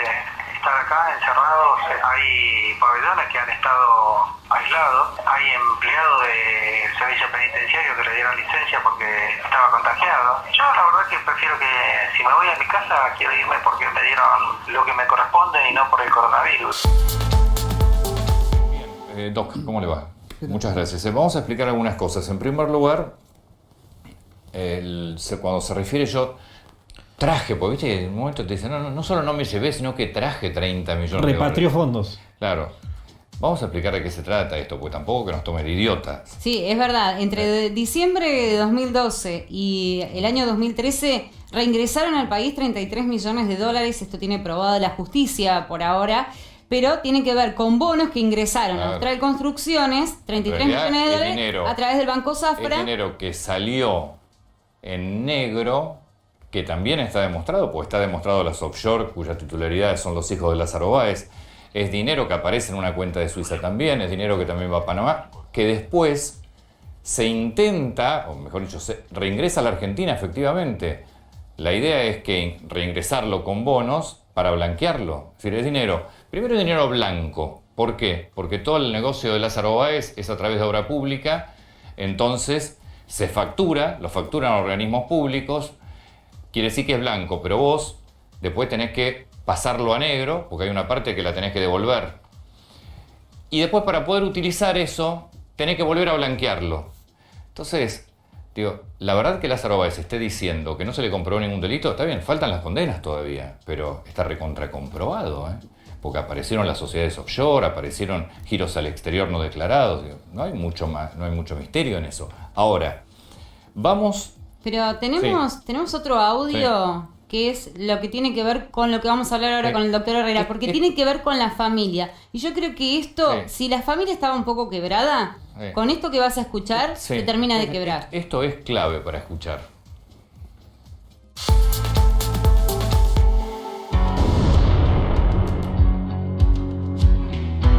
Quería preguntar por su vida personal. ¿Quiénes son las personas que lo acompañan? ¿Quién es Claudia Izarralde en su vida? Claudia es una compañera que me ha acompañado estos 2 años de distintas maneras. Y es importante en todo este tiempo. Y después tengo a mis hijos, Martín sobre todo, que está conmigo. Y el único que me acompaña, Luciana, la otra que me acompaña. Y después no tengo a nadie más. Ahí está, y después no tengo a nadie más. No, por eso, hay 2 hijos que los deja afuera. Ahora, recién, Doc, usted me decía así, me dice, Martín está conmigo, dice, está con él porque está preso. Pues no se lleva bien con Martín tampoco. No, sí, se lleva bien con Martín. Con Martín siempre se llevó bien. Por eso, entonces, usted es el abogado de la ex mujer, que va junto con 2 hijos en el reclamo, ¿no? No, en el reclamo es solamente la ex mujer. El reclamo que nosotros estamos realizando y estamos haciendo una investigación junto con el doctor Baldini. Lo que pasa es que justo también nos pasó todo el tema de la pandemia, pero hemos detectado un plan sistemático tanto de los abogados actuales de Lázaro, con un montón de personas, empresarios de Río Gallego, para desmantelar las empresas de Lázaro Báez. Tanto en maquinarias como en propiedades que no se saben dónde están y se tratan el reclamo de una separación en el caso de Lázaro Báez, donde hay bienes, la justicia dice acá hay tantos bienes. ¿Sobre dónde va? Nosotros, el reclamo que estamos haciendo, en principio, lo tenemos que dividir en 2 partes. Lo primero que estamos haciendo nosotros ahora es una investigación donde ya detectamos, por ejemplo, la doctora Gazaro alquiló una estación de servicio. La doctora Gazaro es la abogada de Lázaro Báez. Actualmente. La Action. La Exxon y después la San Francisco. La San Francisco, pero esa creo que ese dinero ingresa a la justicia. Sí, esa está judicializada. Claro. Pero la Action puntualmente no. Y esa más o menos cobra 1,5 millones por mes de pesos. Esa plata no sabemos dónde va, si está destinado a la justicia en alguna de los reclamos que están, sabemos que no. Por ejemplo, Carlos Borda, que es el cuñado actual de Lázaro Báez, alquila 23 cabañas, 3 chacras, ese dinero no sabemos dónde va. Creo que teníamos una placa nosotros y la podemos mostrar porque nosotros teníamos con los tickets de lo que cobraba, ¿te acordás? Los 20.000 pesos de esas cabañas. Carlos Borda es el cuñado de Lázaro actual. Nosotros queremos puntualizar primero. Ahí está. Ver este dinero que están percibiendo ellos a través de esta maniobra que ellos hicieron para poder sacar maquinarias. Entonces, decir, bueno, a ver, ese dinero ¿dónde va? Ese alquiler que ustedes están cobrando mensualmente, ¿dónde va? ¿Va a la justicia? Nosotros no decimos nada, pero decímelo dónde va. Ahora, si no va a la justicia, el 50% le corresponde a la señora Norma Calismonte. Y nosotros vamos a ir con eso es de facturación eso es ahora, actual. Exactamente. Lo que nosotros queremos hacer el reclamo es cuando termine judicialmente todas las causas de Lázaro Báez, si le queda algún bien, es el 50%. Es el 50%, exactamente. Claro, lo que no queremos es que se sigan desmantelando. ¿Qué pasa en el supuesto que termine en una condena? Todavía obviamente falta, ¿no? Pero si termina en condena y le decomisan todos los bienes, la justicia se queda con todo, ¿qué le corresponde a Norma Calismonte? No, porque eso supuestamente es del ilícito. Bueno, por eso, en ese caso, si el decomiso es sobre todos los bienes, no vamos a reclamar nada, obviamente. Pero sí queremos... Ahora, pregunta, no, discúlpame. La ex mujer, ¿qué dice de Lázaro Báez? Porque evidentemente ¿vivió cuántos años convivió con él? Muchísimo, no sé, pero están desde chico. 20 años, 25 años. Sí.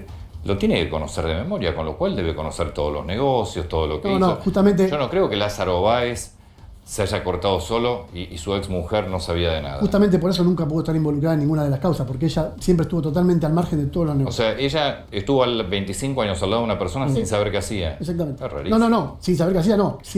Ella siempre recarga que Lázaro Báez siempre trabajó. Era un gran empresario. Que siempre trabajó, que fue progresando dentro del mismo banco, porque no es tampoco como dicen. No, del banco seguro, Pero Octal Construcciones aparece, se crea después que Néstor Kirchner es presidente. Sí, igual él trabajaba con otro empresario. Con Clarence.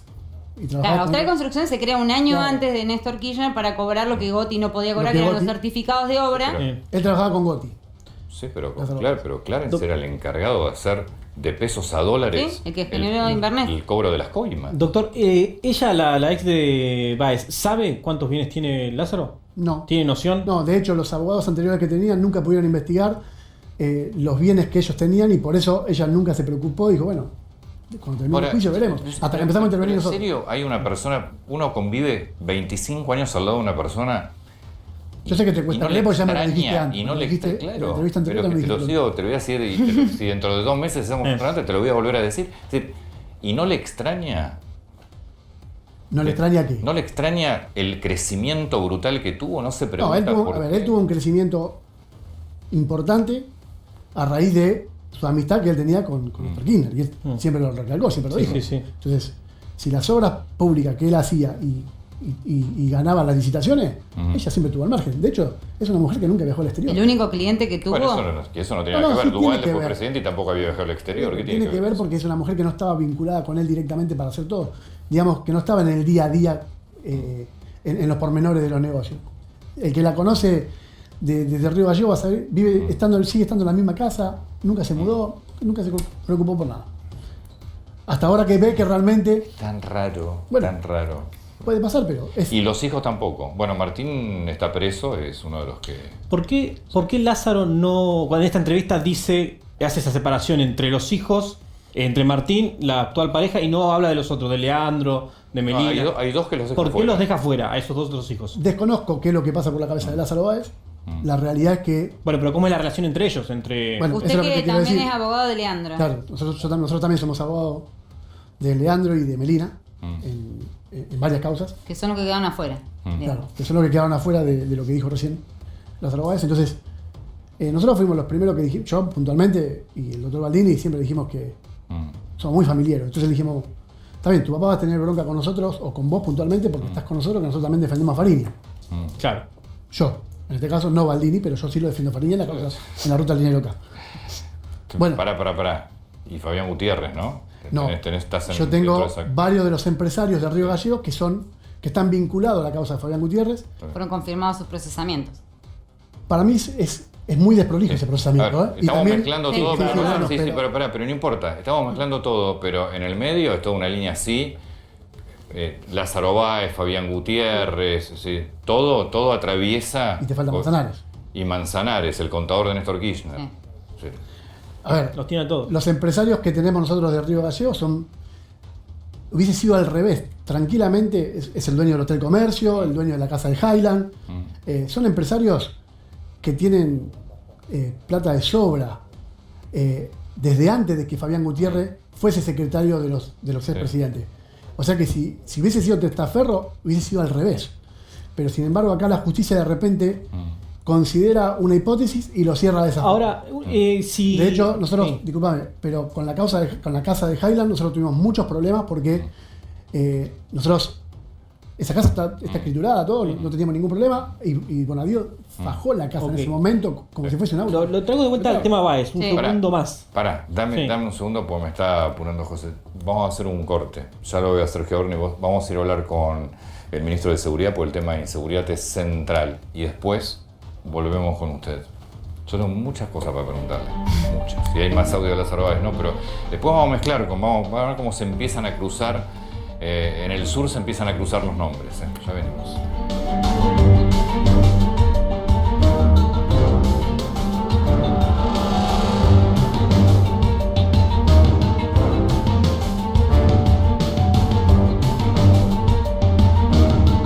Bueno, el tema, ya estoy con Sergio Berni, bienvenido antes que nada. En un ratito vamos a seguir con el tema de Lázaro Báez, muchos mensajes, algunos los vamos a poder leer, otros seguramente no.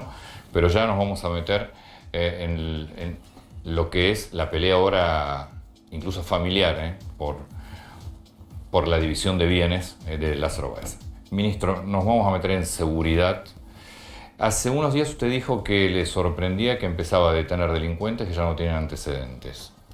Bueno, obviamente que esto es consecuencia de una situación excepcional que estamos viviendo no acá en la Argentina, sino en todo el mundo. Lo que estamos describiendo es un fenómeno que ha cursado de norte a sur y de este a oeste de todo el planeta y que tiene que ver con el arrastre de una crisis económica que ha puesto al sistema sanitario, y esa crisis económica obviamente tiene sus secuelas en las crisis sociales. Entonces estamos ante una situación muy delicada que tiene que ver una crisis sanitaria con una crisis económica y una crisis social. Nadie lo puede negar, y además es lo que ha sucedido de manera secuencial en la gran parte de los países que han sufrido esta pandemia. ¿Cuánto era un policía en la provincia de Buenos Aires? Promedio entre 40 y 3.000 pesos más o menos, promedio, ¿no? Porque hay mucha diferencia entre general. Y trabaja, una cosa es lo que trabaja oficialmente, digamos, en sus horas que le corresponde, y después también tiene todos los recargos de servicio, las horas polar, un montón de horas extras, digamos, que eso lo hace a prácticamente estar casi todo el día fuera de su casa. Situación que hoy también se ve perjudicada porque la mitad de los policías de la provincia de Buenos Aires han perdido la gran cantidad de horas extras que hacían en los diferentes lugares, producto de esta crisis. Así que esta crisis también le pega a la policía, por más que sea un organismo del Estado y que cobra el sueldo todos los meses. ¿Ustedes están percibiendo ya un aumento importante del tema de inseguridad? No, estamos viendo por el contrario. Si vamos a los números claros, o sea, a los números, a la foto de hoy, nosotros esta pandemia ha generado una baja muy significativa de todos los delitos, muy significativa.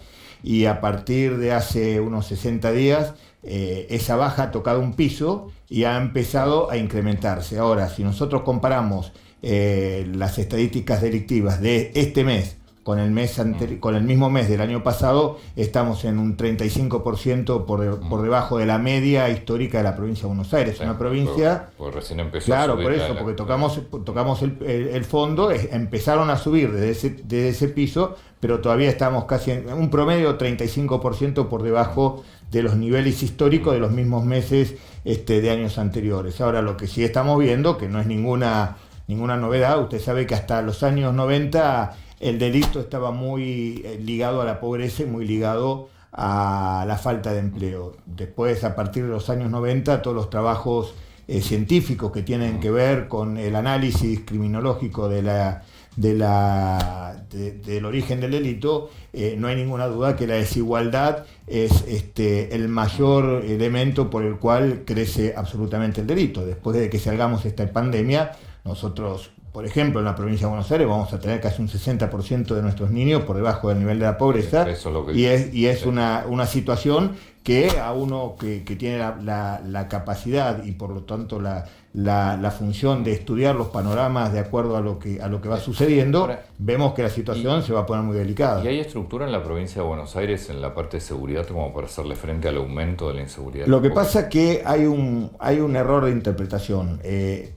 Primeramente, la seguridad no se construye solamente con policías. La policía es un eslabón de una larga cadena de responsabilidades. Obviamente, si nosotros vamos a analizar la situación de la policía de la provincia de Buenos Aires, está claro que estamos en una capacidad totalmente disminuida a años anteriores. ¿Y por qué disminuida a años anteriores? Porque por un lado no hemos podido formar todo lo que teníamos que formar este año, porque la pandemia nos ha impedido, al igual que las clases, los chicos no pueden ir a clase, y además tampoco vamos a poder incorporar lo que teníamos que incorporar. Por lo tanto, numéricamente, cuantitativamente, la policía de la provincia de Buenos Aires no solamente que no va a estar potenciada, sino que está disminuida. Aparte, en el día de hoy, por ejemplo, si yo tomo una foto del día de hoy, yo tengo más de 1.500 policías que están totalmente fuera de servicio por el COVID aislado. En el día de ayer ha fallecido un nuevo efectivo de la policía bonaerense, y quiero llevarles mis condolencias a su familia, porque no es el primero. Nuestros policías de la provincia de Buenos Aires están en la primera línea trabajando, donde la circulación y la carga viral en los barrios más carenciados se hace sentir y de manera fuerte, y por eso hoy tenemos más de 1.500 efectivos que están aislados, y que no solamente tiene que ver con el trabajo que hacemos en el territorio, sino calcule que hoy en las cárceles de la provincia de Buenos Aires, en las cárceles, tenemos una superpoblación récord en la historia de la policía de la provincia. Tenemos más de 5.000 presos, que hay que destinarle casi 4.000 efectivos, con todo lo que eso significa, con la presencia del COVID, que hay que rotar enfermos, detenidos que se enferman, que hay que llevarlos a los hospitales. Es una logística tan grande, que desde el punto de vista cuantitativo estamos muy disminuidos, y por eso la importancia de que esta semana empezó a sumarse en las tareas de prevención las fuerzas federales. Ahora, usted me dice, ¿cómo lo vamos a afrontar? Bueno, el desafío no es solamente cuantitativo, no es si vamos a tener más policías o menos policías, sino es cualitativo. Y cuando hablamos de cualitativo, significa de qué manera vamos a potenciar todas las capacidades que tiene la policía para generar un nivel de policiamiento mucho más efectivo, y por otro lado el verdadero desafío es... La seguridad la tengo hoy, la capacitación me va a llevar meses. Sí, por eso, pero acá viene lo más importante, que es el desafío es la integralidad de las políticas públicas en materia de seguridad, donde tenemos la educación, donde tenemos el acceso a la salud, obviamente el sistema penitenciario, que es clave, y la justicia, ni hablar. Para que usted tenga un número, porque hay que hablar con números para poder entender, de los 60.000 detenciones que hizo la policía este año, solamente han quedado presos 6.000, o sea que tenemos una justicia que de cada 10 que detenemos, 9 quedan en libertad. Eso también... ¿Esos 9 quedan en libertad con antecedentes? Claro, quedan en libertad con antecedentes, pero ¿qué importa? No, pero ya tenían antecedentes en general. Antes el 80% de los detenidos tenían antecedentes. Hoy ese número está bajando, empezamos a ver mucha gente sin antecedentes que empieza a cometer delitos, y los delitos que se están cometiendo en estos últimos 3 meses, 4 meses, tienen 2 características: que no solamente empiezan a aparecer aquellos que no tienen antecedentes delictuales, sino también empieza a haber una baja en la edad de cometer los delitos, conjuntamente con un delito que está totalmente desorganizado. Son 3 características que tienen hoy el delito en la provincia de Buenos Aires, que está en referencia directa con esta pandemia: la falta de antecedentes, la disminución de la edad, y por otro lado la falta de organización a la hora de cometer el ilícito. Cuando usted se sienta con el gobernador, si es que se sienta con el gobernador, todos los días. No sé cómo es la relación, pero me imagino que le debe preguntar: Bernie, ¿cómo estamos en materia de seguridad? ¿Qué vamos a hacer? ¿Qué proyecciones tiene? ¿Qué le dice? Bueno, cuando a la pregunta cómo estamos en materia de seguridad, obviamente que nosotros, si yo tengo que responder desde la foto de hoy, estamos, y la verdad que quiero que se tome entre paréntesis, claro, estamos mejor que nunca, porque estamos con no hay gente en la calle. Por eso, estamos con una disminución notoria de los delitos comparado con otros años, que no es producto de las políticas públicas de seguridad, sino que es producto de una pandemia. Eso por un lado. Por el otro lado, ¿hacia dónde vamos? Es el esfuerzo que está haciendo el gobernador, no solamente en destinar recursos, porque hay que decir, la policía, para que aumente cualitativamente, necesita incorporar tecnología, no solamente patrulleros, sino tecnología y por sobre todas las cosas información para el análisis delictivo, que es muy importante. Nosotros tenemos que pasar de ese sistema viejo de patrullar las calles a un sistema inteligente que tiene que ver con el análisis de información criminal. Para eso se necesitan comunicaciones y tecnología. Esa tecnología no solamente debe ser aplicada, pero sino además necesitamos la integralidad de las diferentes políticas públicas. Para nosotros trabajar con educación, trabajar con justicia, trabajar con el sistema penitenciario es clave, y por eso el gobernador está generando políticas integrales con vista al futuro, porque entendemos el problema que se viene, el desafío post pandemia es generar trabajo y generar condiciones de seguridad. Son los dos desafíos más importantes que tiene y que está todo el gobierno de la provincia de Buenos Aires trabajando con esa mirada. ¿Qué pasa con el tema? Porque uno de los efectos de esta pandemia es que al salir la gente de la calle, también todo lo que era el narcotráfico y el menudeo del narcotráfico yo no sé si se redujo, hoy está igual que antes. ¿Qué pasa con el tema droga? Son dos cosas distintas. Una cosa es tema narcotráfico, una cosa es narcotráfico, otra es tema droga. En el tema narcotráfico estamos igual, en el tema droga estamos peor. Son dos cosas totalmente distintas, y lo digo con la sinceridad y con el sincericidio que a veces me caracteriza.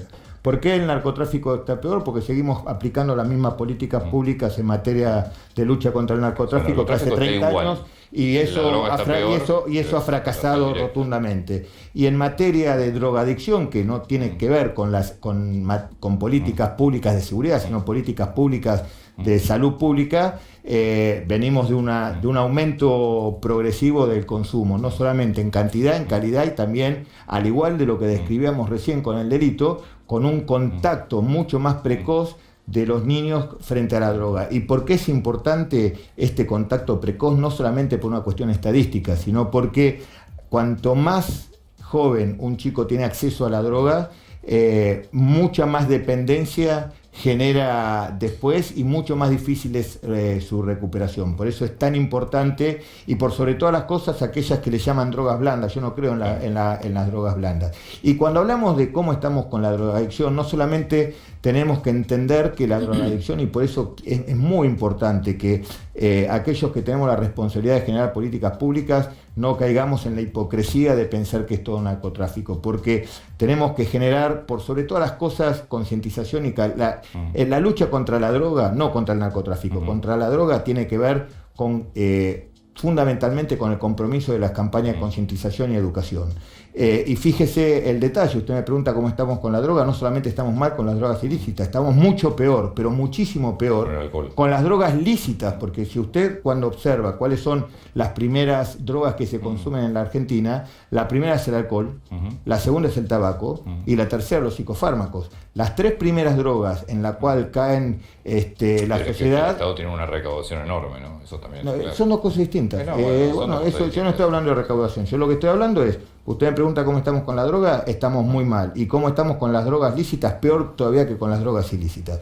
Entonces, tenemos que generar políticas públicas, por sobre todas las cosas, tendientes a encaminar el uso y el abuso de las drogas. Fíjese hasta qué tal punto la Argentina ha tenido una experiencia muy rica en materia de prevención, que se estudia en todo el mundo, menos en la Argentina. Y tiene que ver, fíjese, cuando usted estudia cuáles son las drogas que más se consumen en la Argentina, estábamos hablando, pero fíjese que en la Argentina no hay prácticamente consumo de heroína, no hay consumo de aquellas drogas que se inyectan. Cuando uno va al análisis de por qué eso ha ocurrido, eso ha sucedido porque en los años 90, con la crisis del aumento del HIV, la Argentina tuvo una de las mejores campañas de prevención en materia de HIV y que tenía que ver justamente con la transmisión del HIV a través de jeringas. Eso ha generado que la Argentina haya disminuido notablemente no solamente los casos de hepatitis no A, no B, sino también fundamentalmente el consumo de drogas vía endovenosas. O sea, quiere decir que todas las campañas de prevención, si están bien hechas, sirven. Si están bien hechas, es lo único, eso y la educación son las únicas armas posibles para disminuir la drogadicción. ¿Quién quiere que renuncie? ¿Que renuncie yo? Sí. Usted la semana pasada habló que la denuncia, la renuncia está a disposición. ¿Quién quiere que renuncie? La verdad que no sé. Pero bueno, siempre hay, mire, en la política siempre hay aquellos que miramos a la política desde una mirada de servicio público y están aquellos que miran la política desde una mezquindad y lejos de generar políticas públicas ven a cómo le pueden poner el pie a alguno que le molesta cuando trabaja. Con el gobernador se lleva bien. No es si me llevo... Eso es que eso es para mí, en mi opinión, yo creo que eso es una apreciación que el gobierno no es un club de amigos. Pero yo no pregunté si era amigo. No, por eso. Se lleva bien. El gobernador es el gobernador, es la máxima autoridad y no es cuestión de llevarse bien o llevarse mal. El gobernador tiene todos los elementos para poner y sacar a aquellas personas que entiende que tiene que poner y sacar, no solamente porque sea amigo o no se lleve bien, sino porque tiene que tener resultados a la hora de planificar políticas públicas. Vuelvo a repetir, el gobierno no es un club de amigos, ya tuvimos un club de amigos estos 4 años y mira cómo no fue. Entonces yo preferiría que... A los 4 años anteriores hubo sí, otro bueno, pero amigos, no eran tan amigos del colegio, ¿no? Entonces me parece que esa experiencia no es bueno. Amigos de facultad, yo no la repetiría.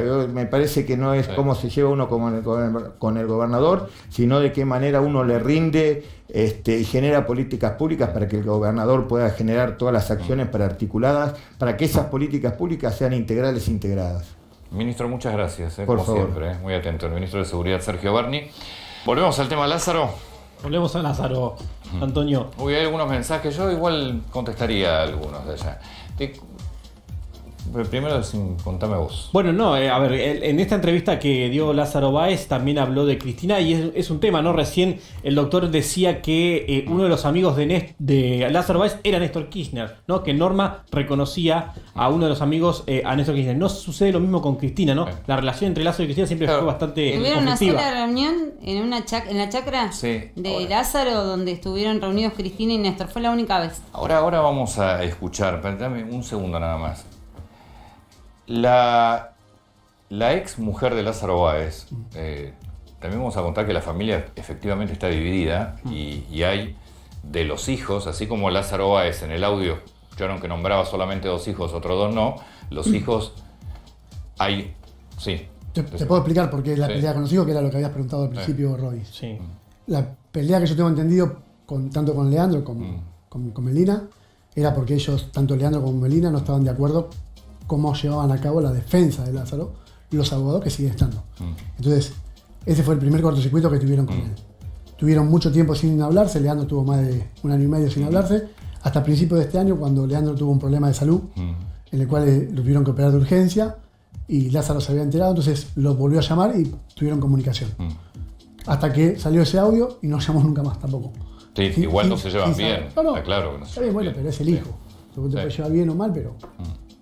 No sé, la relación que yo tengo con mis Ahora, hijos. doctor, hubo un problema estamos planteando que desde el lado de este lado de la grieta, si quiere, del lado de usted de la grieta, donde están Norma Calismonte, Leandro Báez, hay enojo porque se están manejando los bienes de Lázaro de manera arbitraria y no le rinden cuentas a la ex del Ni a la Lázaro. justicia. Ni a la justicia, nada. Pero hubo un episodio respecto de Leandro con la venta de una lana, donde también, ¿no? Parte de Lázaro estaba enojado porque no le había rendido cuentas respecto de eso. ¿Eso cómo fue? Eso es una denuncia que está actualmente investigando el juzgado federal número 5, la doctora Capuchetti. Es una denuncia que hace la propia abogada de Lázaro. La doctora Gazaro. La doctora Gazaro le pasa a la interventora que Ahora, hay un faltante de lana, pero esto es importante esta causa. Esto es importante lo que me decís. La doctora Gazaro le propone a Leandro vender esa lana. Leandro le dice que no porque él es responsable si pasa algún movimiento que no tenía que moverse. La realidad es que cuando ella le dice, bueno, la verdad, discuten mal y le dice, si vos no vendés la lana, te la voy a vender igual. Yo entro y la saco. Como Leandro ya estaba acostumbrado y uno puede ver que van entrando a todas las propiedades de Lázaro Báez, Leandro lo que hizo fue avisarle a la gente del entorno de él que corrieran esa cantidad de lana y que la pusiera, esa lana y que la pusieran en otro lugar. Bien. Cuando van a investigar, el doctor, ella que hace esta denuncia, piden la detención de Leandro Báez, automáticamente Leandro dice, no, esa lana está guardada, yo la guardé en tal lugar. Y la guardé porque esta abogada me pidió que vendamos la lana. Para gastar la plata, no sé para qué, pero yo no voy a vender esa lana. Lázaro Báez era amigo de Néstor Kirchner, sí, no de Cristina Fernández. Exactamente. Le pregunta a la periodista en esta entrevista sobre el tema de Cristina Fernández. Escucharlo.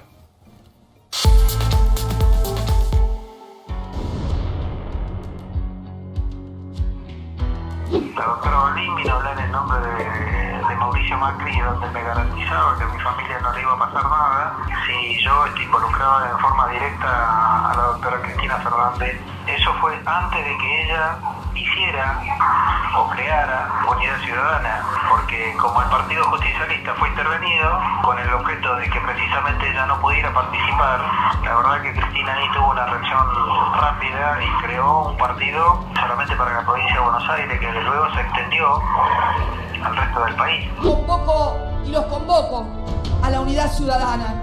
Quiero volver a ser parte de un movimiento político donde lo importante es el pueblo. Y eso fue la gran posibilidad de que Cristina recompusiera el peronismo, recompusiéramos la línea del peronismo y pudiéramos realmente tener un éxito político. Lo que pasa es que todo tiene memoria muy frágil. Si nosotros hubiésemos involucrado a Cristina en cualquier hecho de arrepentimiento de esto, de los tantos arrepentidos que ha tenido, Cristina no era candidata a nada. Y todos los aprietes precisamente era para que Cristina no pudiera ser ni precandidata cuando fueron a las internas abiertas, ni candidata oficial a la lista. Estos fueron los motivos por los cuales nosotros nos trataron muy mal, la pasamos muy mal. Quería saber si en estos 4 años en algún momento habló con Cristina Fernández. En estos 4 años jamás Cristina, la verdad que me dio ni tronco de pelota. Y este mundo es redondo. En algún momento nos encontraremos y hablaremos lo que tengamos que hablar. Yo no tengo rencores. Creo que la vida siempre te da la posibilidad de empezar etapas nuevas y esto ha sido o va a ser una triste experiencia, dolorosa, pero aún del dolor se aprende. Y creo que lo que viene siempre va a ser mejor. El de Ríos me va a dar una oportunidad. Y repito, porque cuando me refiero al de Ríos me refiero a Dios, porque la otra vez el gordo de la nata pensaba que era Néstor Carlos Kirchner que me daba órdenes.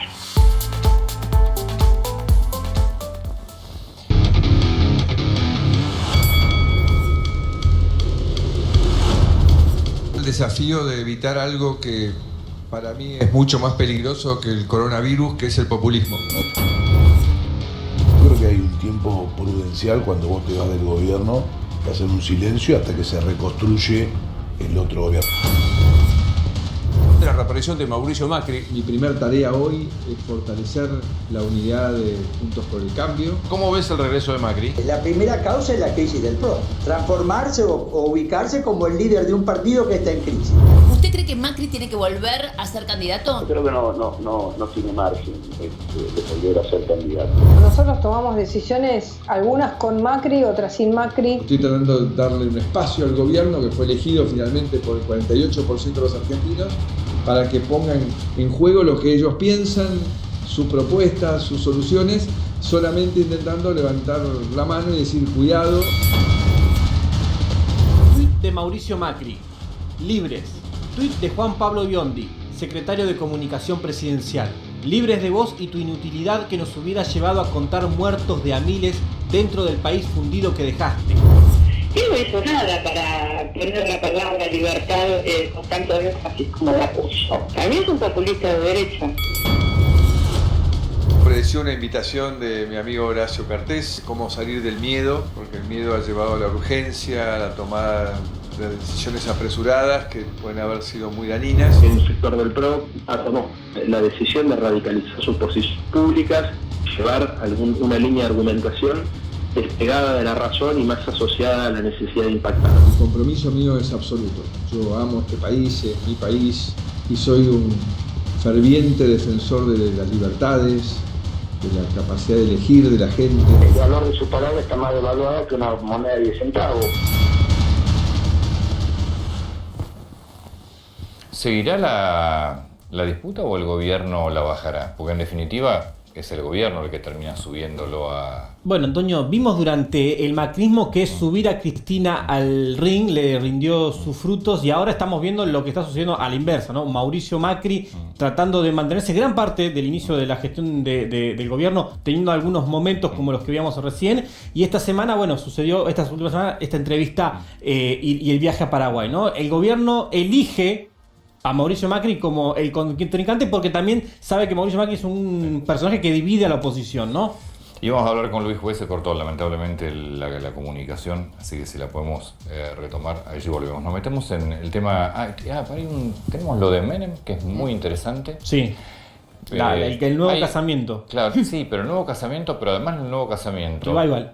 Está la herencia de Menem. Está la herencia de Menem por un lado, la pensión de Menem por el otro. Hay alguna grado de confusión porque Menem vive en una casa. ¿Qué va a pasar con esa casa? ¿De quién es esa casa? Bueno, ahora te vamos a contar. A mí esta semana se conoció que se iba a volver a casar con Zulema Yoma. Cosa que a mí me parece bien, porque básicamente lo que está ahí es la pensión. La pensión es uno de los factores dentro de este casamiento. Es el factor más importante, pero está bueno. Bueno, pero hoy vos tenés a Menem. En definitiva fue la compañera de muchísimos años. Lo bancó muchos años. Ellos se casaron por primera vez en 1966. Después fue escandalosa la salida. La salida en el 91. ¿Se acuerdan lo que fue? Claro, en el 91. La echó de la quinta. Sí. Pero después, igual, más allá de todo, con el tiempo y lógicamente fue un enfrentamiento muy importante con el fallecimiento de Carlitos Jr., sí, ¿no?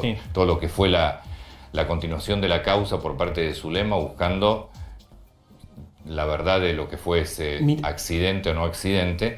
Pero después con el tiempo se volvieron a juntar de alguna manera. Sí, hubo un factor ahí, el factor Zulemita los unió. Mirá esta foto exclusiva, la foto de 1966, el día que se casaron por primera vez los dos muy jóvenes, Carlos Saúl Menem y Zulema Yoma. ¿Qué pasa también? ¿Quiénes son los herederos? Sí. ¿No? Los herederos hoy. Igual acá tenés casamiento, ponerle la pensión derecho, porque cuando de fallecer Carlos Menem, como vamos a morir todos alguna vez, quien cobre la pensión, si está con vida, va a ser su mujer si se casa, es decir, va a ser su Zulema. Vos tenés, pero aparte después hay otra herencia. Exacto, vos tenés hoy el patrimonio de Menem en persona dividido entre sus dos hijos, tres hijos y un nieto, una nieta. Vos tenés a Carlos Nair Menem, el hijo que reconoció muchos años después. Tenés a Zulemita, que es dueña de algunas propiedades.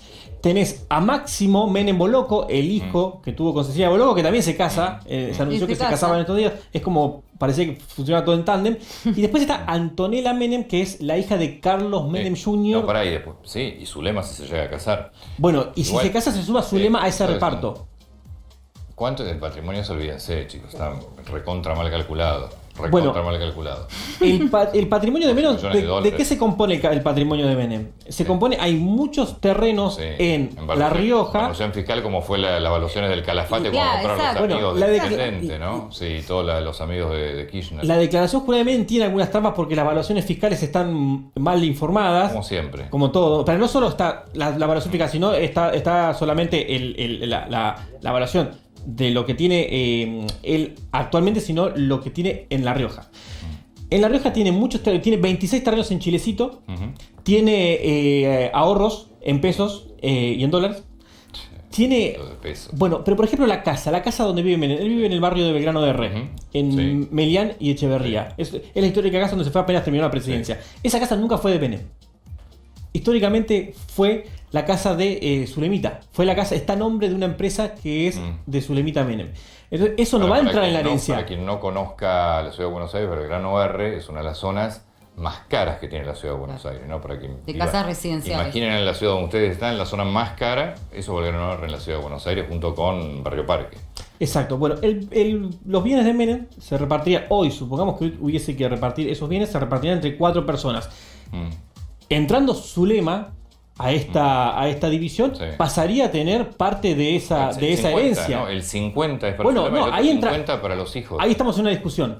¿Por qué? Porque vos tenés la parte que son bienes gananciales. Sí. Entonces, ¿cuáles son los bienes gananciales del nuevo matrimonio? Pues el nuevo matrimonio, no hay Exacto. continuidad. Bueno, los terrenos en La Rioja son una discusión, porque esos terrenos son de la etapa anterior del primer casamiento de Menem. Pero ahí ya dividiste bienes. Bueno, eso no está claro todavía. Entonces podría haber una división respecto del 50% para Zulema Yoma. ¿Se entiende? Bien, entonces, pero supongamos que hay que dividir lo que hay como está. Zulema entraría como una heredera más. Y no como Ahora, el 50%. ¿Por qué estamos hablando de esto cuando Menem está vivo? ¿Por qué sucede? Bueno, Menem tuvo episodios de salud muy graves, estuvo internado. Bueno, entonces viene de estar internado, pasarla muy mal, y ahora sale la noticia de que se van a casar. La duda es, Entonces a vos se te ocurrió empezar a rastrear los bienes de Menem. A ver qué hay para repartir. Hay que ver qué hay para repartir. Bueno, él está pensando a futuro. Siempre es un tema la herencia de las personas. Cuando se murió Franco Macri, la herencia de Franco Macri era un tema. Se murió. Bueno, antes de que se muriera también. Bueno, los hijos Ah. están pensando en esto. Los hijos y los nietos están pensando en esto. Sí, a ver, lo que sí está claro que el casamiento con Zulema me parece que es un reconocimiento, primero es un reconocimiento a... Si no, esa pensión de expresidente y de senador se perdería. Se pierde. Entonces, bueno... A mí no me parece mal. Una mujer buen que gesto. estuvo al lado de él, más allá de las idas y vueltas, terminó siempre al lado y ayudando, no me parece mal. Aparte es la mujer también que cuida bien. a sus nietos, ¿no? Sí. Muy bien, el plan Detectar está llegando a cada barrio de la ciudad para realizar una búsqueda activa de nuevos casos de coronavirus y así anticipar y cortar la cadena de contagio. Cuidarte, como siempre te lo decimos, es cuidarnos. Fabián Gutiérrez. Sí, los que no van a poder reclamar la herencia, justo porque los escuchaba y asociaba, ¿no? Son la familia de Fabián Gutiérrez. ¿Por qué? Porque Fabián Gutiérrez, la Cámara confirmó justamente los embargos de 900 millones de pesos y esa plata va a ser decomisada a futuro. Entonces, no van a nadie de su familia va a poder reclamar nada. De hecho, en esa misma causa fue confirmado el procesamiento y los embargos para la madre, Teresa García, y para su media hermana, Valeria Martinovich, que tienen un embargo de 650 millones. Pero la última noticia que hubo en el caso Gutiérrez tiene que ver justamente con los procesamientos con prisión preventiva de los acusados, Antonio, del asesinato. Igual con este asesinato se va a reactivar el tema de enriquecimiento ilícito. Todo a ver. Porque es escandaloso. Bueno, en realidad ya enriquecimiento ilícito no se puede hablar. ¿Por qué? Porque él ya había dejado la función pública, por eso se le investiga por lavado de activos. Está bien, bueno, el tema del lavado es escandaloso. Falta el enriquecimiento. En base al enriquecimiento, y aparte vos pensás que tenía 36 propiedades, que tenía 3 yates, 34 vehículos, la mayoría de alta gama. Claro, no, de altísima gama. Pues ni siquiera de altísima gama. Bueno, y lo que estos chicos querían, por lo menos lo que entendió la justicia hasta ahora, y por eso les da justamente un doble homicidio agravado, criminis causa, porque dice que ellos para tapar lo que querían hacer lo terminan matando. Y con alevosía, además, por las torturas que le propinaron y cómo termina muriendo Fabián Gutiérrez. Lo cierto es que es solo uno de estos 4, que estamos hablando de Agustín Zagueta, que es el hermano de Facundo Zagueta, el sindicado como el autor material del hecho, es el que se fue con falta de mérito, va a seguir siendo investigado por la justicia. Como siempre, gracias por acompañarnos. Se quedan también como cada domingo con Ale Fantino, con Débora Plager. Nosotros el próximo domingo, 8 de la noche, estamos aquí. Buena semana para todos.